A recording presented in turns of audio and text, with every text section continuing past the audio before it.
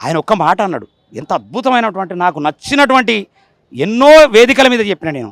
నిప్పులు జరిగే తుపాకి రవ్వల గుప్పెట బట్టి నలిపేస్తాం, నెత్తురు జిమ్మేదారుల్లోన విత్తనాలమై మొలికేస్తాం.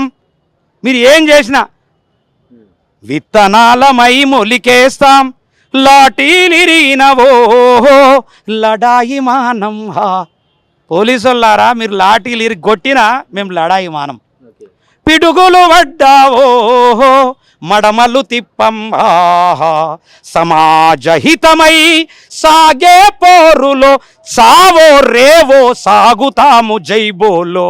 తెలంగాణ గలగర్జనలా జడివాన జైబోలో. ఎంత అద్భుతం!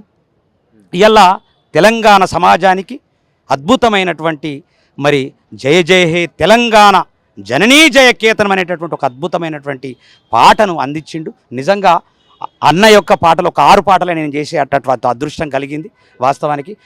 అది డివోషనల్ చేశాను. ఇలా ఫోక్ రాయాలన్నా ఏదైనా మరి ఏదైనా విప్లవాత్మకమైనటువంటిది డివోషనల్ అయినా ఏదైనా చాలా అద్భుతంగా ఆయన అసలు డివోషనల్ ఇంత అద్భుతంగా రాస్తారని ఎవ్వరు కూడా ఊహించలేరు వాస్తవానికి. అసలు అద్భుతమైనటువంటి డివోషనల్ రాశాడు. ఎంత అద్భుతమైనటువంటి డివోషనల్ అంటే అంత అద్భుతమైనటువంటి డివోషనల్ రాసిండు. జానపదం రాసిండు. అల్లి బిల్లి అంగూర తోట అని అద్భుతమైనటువంటి పాట, అది ఫోక్ సాంగ్. ఏదైనా ఏ సాహిత్యమైనా ఇలా ఒక డప్పు మీద అద్భుతమైన పాట రాసిండు. డప్పు మీద అంటే ప్రజలకు తెలియనటువంటి అనేక పాటలు ఉన్నాయని వాస్తవానికి ప్రజలకు రాలే.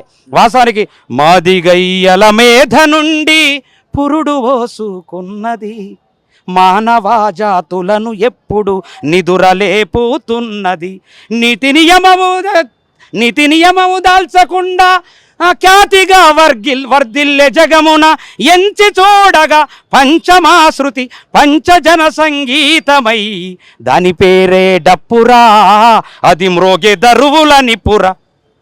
అసలు ఆ డప్పు మీద అద్భుతమైనటువంటి పాట రాసినటువంటి ఇలా అందేశ్రీ అన్న లేకపోవడం నిజంగా దురదృష్టకరం.